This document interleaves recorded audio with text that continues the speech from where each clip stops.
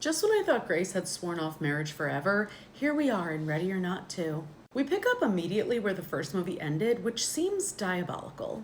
Let Grace nap and brush her hair. Again, this movie has an all-star cast, but with higher stakes and more players. To speak to Grace's new reality, a dude almost stabs her, but then spontaneously combusts, and she just keeps it moving. She changes back into her crusty, filthy, blood-soaked wedding dress, and I get the symbolism, but you couldn't find anything else in the hospital to change into? The sisters are kidnapped and brought to a new hunting ground, which is a ritzy golf course. There are tons of inventive kills and unrealistic fight scenes that fit with the overall insanity of this movie. The one that really pissed me off, though, is when they shove the guy into the industrial washing machine, and he has his skin literally burned off, but the phone in his pocket still works. Also, everyone in this movie has a horrible shot.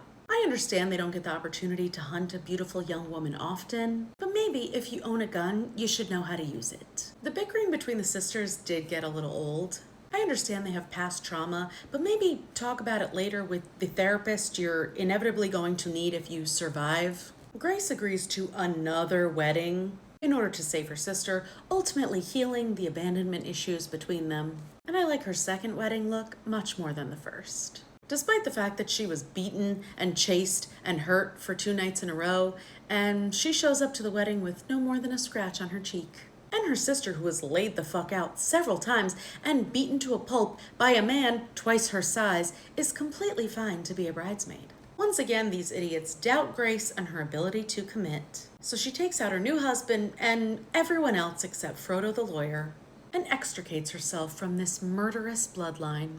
I'm happy the goat lived and Grace finally got her cigarette. Samara Weaving is incredible in this movie. As usual, her performance is perfect for this role. But we didn't get enough of her telltale yodel scream. This movie felt very much in line with the first. The humor I was hoping for and the creativity.